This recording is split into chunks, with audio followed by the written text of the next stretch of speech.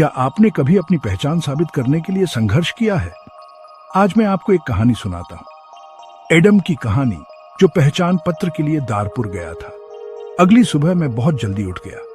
अंधेरा था, सब सो रहे थे, लेकिन मैं दारपुर के लिए तैयार था। मैंने अपने सबसे अच्छे कपड़े पहने और अपनी सबसे अच्छी छड़ी साथ ली।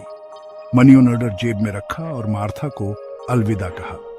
दारपुर की यात्रा शुरू करने से पहले मुझे मुख्य सड़क तक 10 मील पैदल चलना पड़ा। सड़क पर बैठकर नाश्ता किया और बस का इंतजार करने लगा। 2 घंटे के बाद बस आई और मैं उसमें चढ़ गया। दारपुर का रास्ता लंबा था, 3 घंटे का सफर। आखिरकार मैं दारपुर पहुंचा और तुरंत डाकघर गया। मैं दारपुर में अक्सर नहीं आता। मुझे बस बाजार और रिक की दुकान का पता था, जहां से मैं अपने खेत के लिए सामान खरीदता हूं। डाकघर में बहुत भीड़ थी। मैंने मनी ऑर्डर के बारे में पूछा और एक आदमी ने मुझे कतार दिखाई। लोगों की लंबी लाइन थी और मैं धैर्य से अपनी बारी का इंतजार कर रहा था। आखिरकार मेरी बारी आई। मैं कतार में सबसे आगे था, लेकिन अधिकारी ने मुझे सेवा नहीं दी। माफ करें, मैंने कहा, मेरी बारी है, मैं अगला हूं।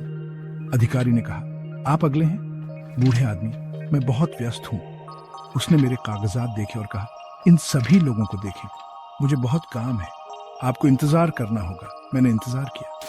आखिरकार अधिकारी ने मेरी तरफ देखा और पूछा, आपको क्या चाहिए? मैंने उसे अपना मनी ऑर्डर दिया और कहा, यह मेरा 100 पाउंड का मनी ऑर्डर है। अधिकारी ने हाथ बढ़ाकर कहा, पहचान पत्र। मैंने कहा, माफ करें, मैं समझ नहीं पाया। अधिकारी ने फिर कहा, मुझे आपका पहचान पत्र दो। मैंने पूछा, पहचान पत्र क्या है? उसने कहा, मैं आपको पैसे नहीं दे सकता, पहले मुझे आपका पहचान पत्र देखना होगा। मैं गुस्से में था। मैं कौन हूं? मैंने कहा, हर कोई मुझे जानता है, मैं मिंटा गांव का एडम हूं। मेरे पास पहचान पत्र नहीं है और मुझे पहचान पत्र की जरूरत नहीं है। अधिकारी ने कहा, तुम कौन हो? मिंटा कहां है? मैंने कहा, मुझे मेरा पैसा दो।